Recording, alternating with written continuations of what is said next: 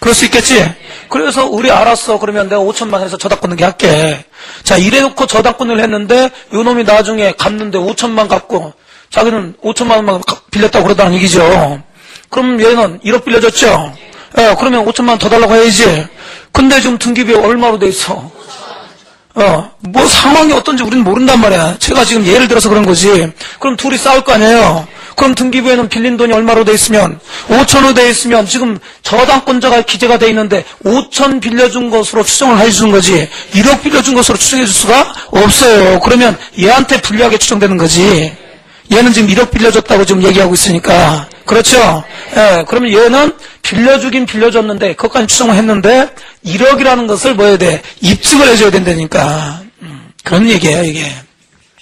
그러면 있는 그대로를 추정해 주니까 누구한테 추정력이 미치느냐 그 부분은 자, 등기를 봤을 때 우리나라 등기는 거의 대부분 뭐에 대한 등기예요? 그럼 권리변동의 당사자가 등기부상으로도 나타나죠? 그러면 당연히 등기의 추정력은 권리변동 당사자 사이에서도 추정력이 인정이 된단 말이에요. 가장 대표적으로 소유권 이전 등기를 보시면 자, 소유권 이전 등기를 보면 갑에서 을로 매매를 원인으로 해서 소유권 이전됐다고 써져 있죠? 그러면 요 등기의 추정력은 우리 국민들뿐만 아니라 당연히 우리 국민들한테는 추정이 미치는 거고 전 소유자인 갑한테까지 미칠 수가 있느냐 하면 그 문제예요. 그런데 등기부에는 갑이 지금 드러나 있고 넘겼다고 써져 있죠? 당연히 미쳐야지.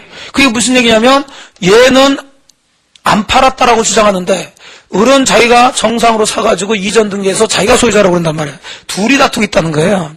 근데 사실은 얘들 사이에서는 팔았는지 안 팔았는지를 알아요, 몰라요? 이건 알지. 지들이 알지 누가 알아. 그렇죠? 그럼 누군가는 거짓말하고 있다는 거야. 근데 우리는 알 수가 없죠? 근데 장부에는 지금 팔아서 넘긴 걸로 돼 있지? 그럼 그대로 추정을 해줘야 된다는 거예요. 얘한테까지 추정이 미쳐요. 그럼 얘는 아무리 자기가 실제로 안 팔았다 하더라도 안 팔았다는 것을 뭐 입증을 해야 요 등기를 맞소시켜서 찾아올 수가 있다는 거예요. 이해되시죠? 이게 등기의 추정력이에요. 그래서 등기의 추정력은 권리변동 당사자 사이에서도 미쳐. 이게 원칙이야. 그러나 보자 그런 얘기지.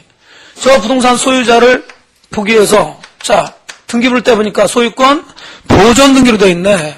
소유자가 을로 되어 있어요. 자, 이 소유권 보존 등기의 추정력이 인정돼야 한대요. 그냥 어디선가 들어본 걸로 하지 마시고 그냥 제가 지금까지 얘기했던 등기의 추정력이라는 의미를 이해하시면서 들어가세요. 장부에 적혀 있어 안 적혀 있어? 소유권이 아니야. 소유권 적혀 있어. 그럼 소유자를 보려고 이거 봤죠? 그럼 추정해줘야 돼, 안 해줘야 돼? 추정해줘야지. 왜 제 거 아니라고 그래? 그냥 이거대로 추정해주는 거예요. 그럼 일단은 을이 저 부동산 소유자일 것이라고 추정을 해주는데 등기가 지금 무슨 등기로 됐어? 그러면 추정은 얘는 그 부동산의 소유권을 원시 취득, 맨 처음으로 취득했을 것이다. 다른 사람한테 이전받았을 것이다. 원시 취득을 이거 있는 그대로 해줘야지. 이전받았다는 얘기 없잖아요. 하지만 아까처럼 원래는 실제 갑이 건물을 신축해서 소유권을 취득했다가 이걸 팔아버렸는데 얘가 보존등기로 직접 들어올 수가 있다는 얘기죠.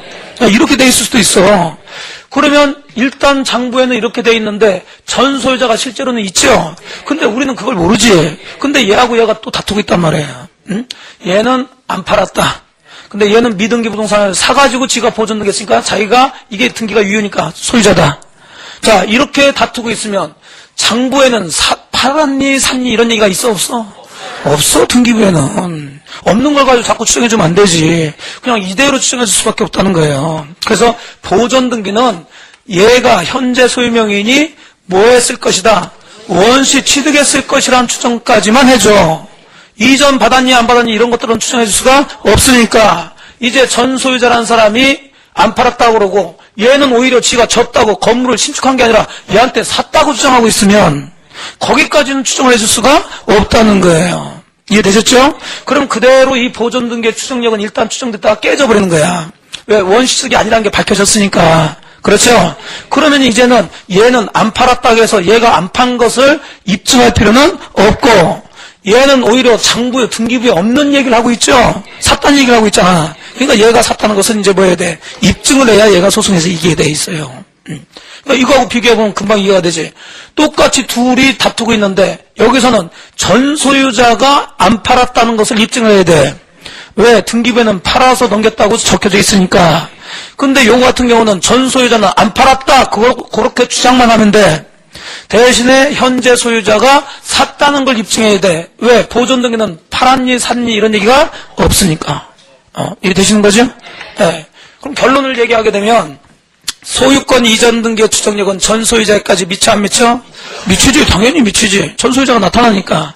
보존 등기는 전 소유자가 나타나 안 나타나? 안 나타나니까 그냥 추정이 여기까지 미칠 수가 없다는 거예요. 45페이지에. 그래서 니은번을 보시면